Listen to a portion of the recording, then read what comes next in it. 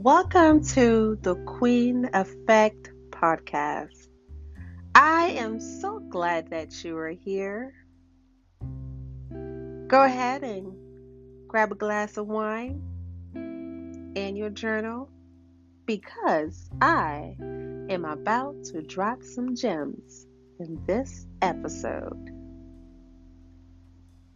So relax and vibe, and I will start soon.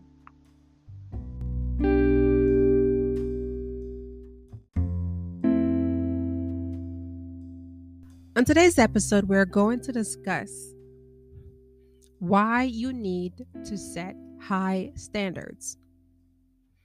Number one, determine how people treat you.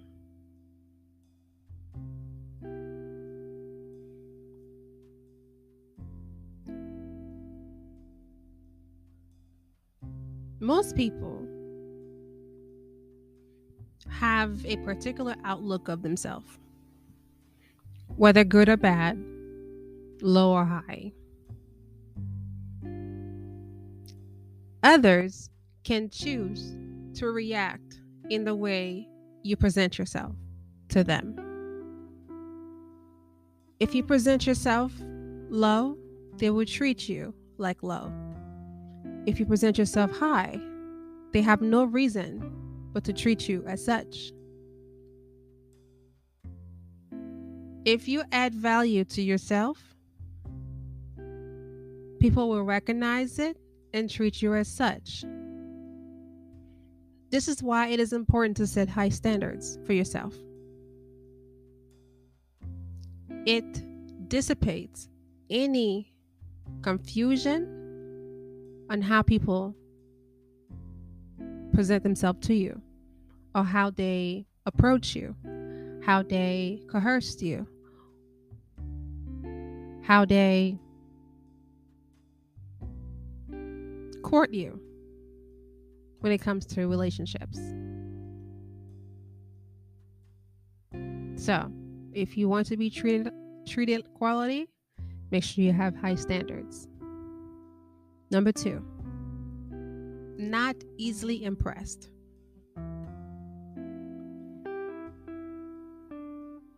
If you're someone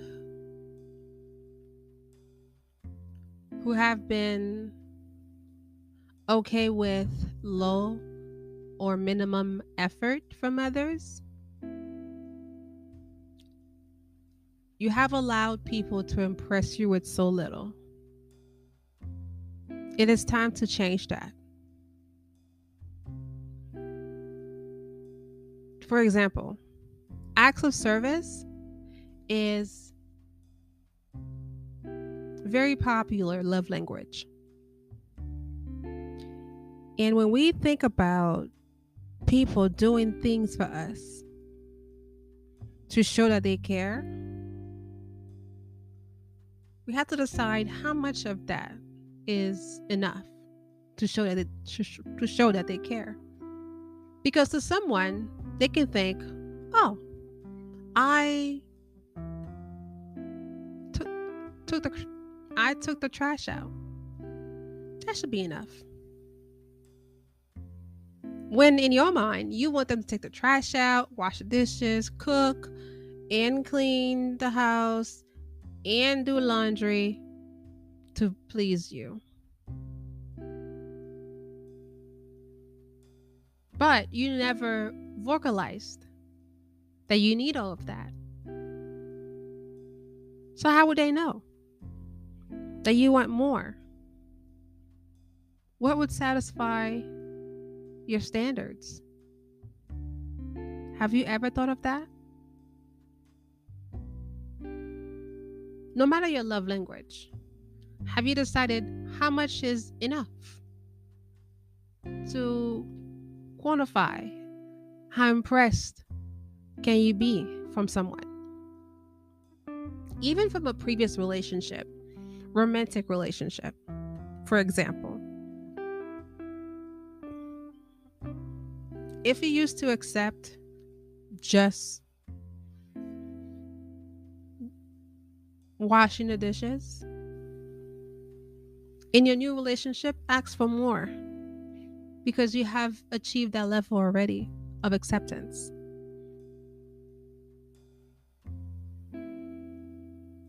Another example, if you're going out for dinner and to take you to, I don't know, Applebee's. Now, you need to request Ruth Chris Steakhouse. Raising the standard, right? If you used to just go to dinner just to go to dinner, now you feel like you deserve flowers. Ask for flowers this time. You want flowers and Ruth Chris. Some women like flowers and a gift and Ruth Chris. What's your standard? How do you want people to treat you? Because now, if someone just want to take you to Applebee's, you're not impressed. You're like, I've been there. I think I like Ruth Chris. Raise your standards. No matter what they are. Those are your choices. Number 3. Stay true to your authentic self. When someone doesn't have clear standards, you tend to sway in your choices. You tend to go with the flow. You tend to agree, then disagree. You tend to accept and ask for more later when you should have asked for the more in the beginning. Yeah? So when you recognize that you need to change some things, write them down and memorize them so it becomes second nature to you. That these are your standards. You don't sway. You don't move a muscle. You don't flinch. This is what you recommend. Actually, no, this is what you demand. There is no if, ands, and but about it. You are steadily authentic in what you are. Even if what you are is brand new, you have to practice what you preach, right? So you can't say from Tuesday, this is my high standard, and then on Wednesday, you went down to Applebee's. That does not work. You need to be authentically this new version of you all the time. Once you've decided that you are going to have high standards, you cannot sway back to who you were. And that's how people respect you. Number 4, decision making will be easier. Now that you've known or that you know what you want, what you expect, making choices is a breeze.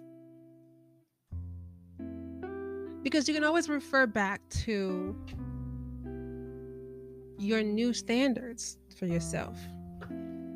And you revise and say, okay, does this action align with my standards? If it's a yes, immediately yes, you answer. And if it's not, you immediately say no. That's not it. It will not work for me. And you move on. There's no, let me think about it. I'm not sure. Those two will never come out your mouth again. Because you know exactly if it's going to be a yes or no, I cannot make it, or no, I'm not doing that, or no, as a simple no.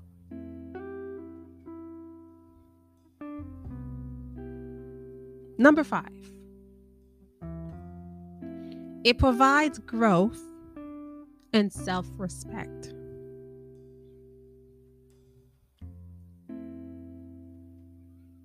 Growth is a beautiful thing. You cannot grow while being stagnant. You cannot grow while repeating patterns. You cannot grow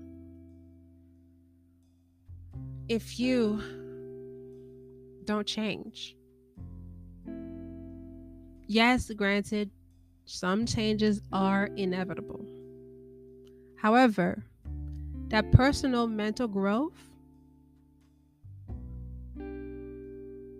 that is an undertaking that we should always strive to perfect over time.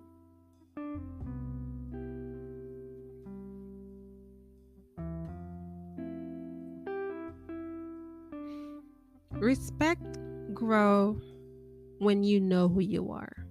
And you cannot know who you are unless you start taking some reflection over your life and say, okay, why have I accepted this for so long? Why I have agreed to such treatment before? I deserve a lot more than that.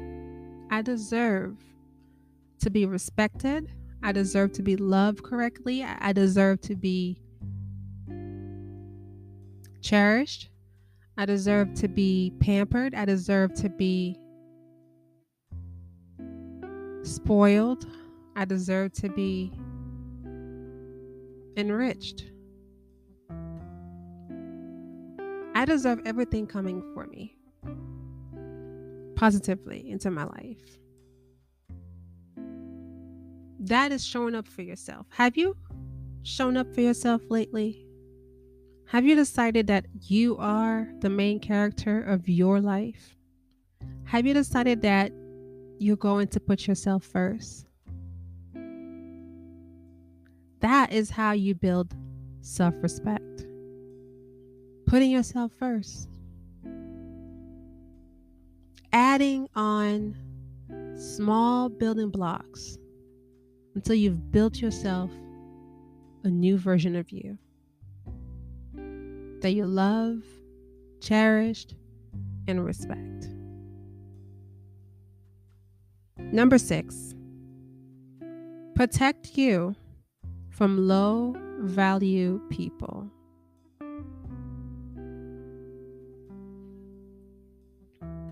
Low value people can mean so many different things. But one thing for sure, low value people give you low value treatment because they don't see themselves higher than that. And the more you surround yourself with people like that, the more you become also another low value person. And most times, people don't think they deserve better. They think this is it. This is what I qualify for. This is what I should be okay with receiving. However, you deserve a lot more. Flowers were not created just to be there. Make them be useful.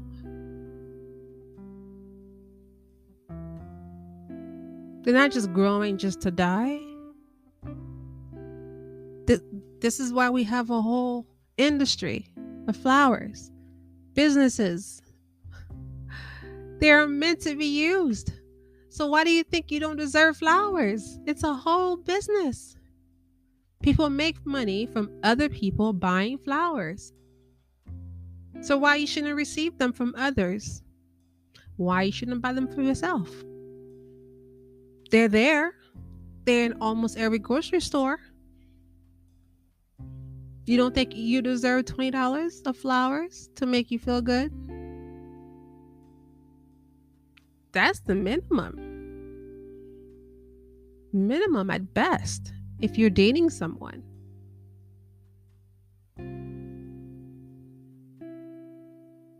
Find out what you would want that would make yourself feel good, that would raise your value. What does that look like? Is it taking you shopping every week or every month? Is it going on vacation twice a year or 5 times a year? Is it going somewhere for a weekend every month? What are your standards? What do you think you deserve? Do you deserve a weekly massage paid for by your partner or by yourself? Do you deserve getting your hair done every week? Find a way to pay for it. Do you think you deserve a once a month pampering session of 2 hours at the spa? Write that down. What do you think you deserve to raise your value in this world? What does that look like?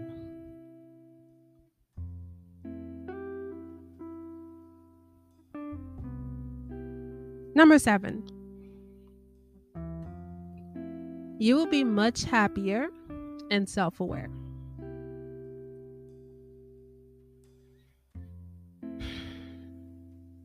Happiness breeds from self-awareness.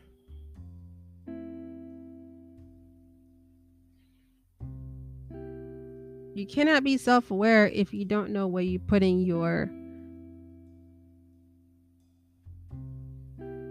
attention to.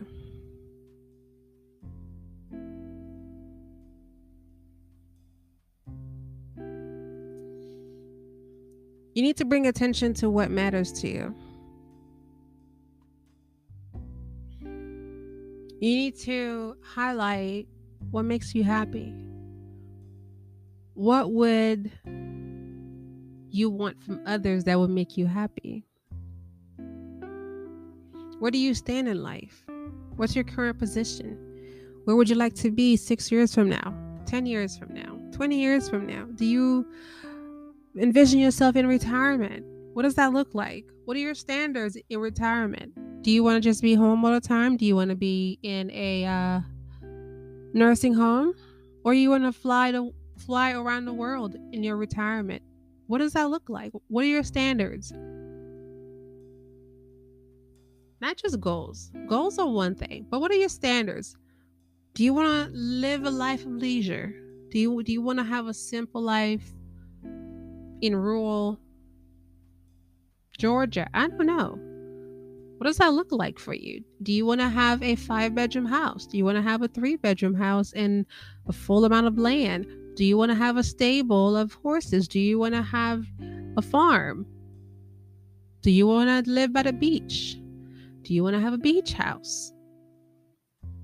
Do you want to have some land in some island?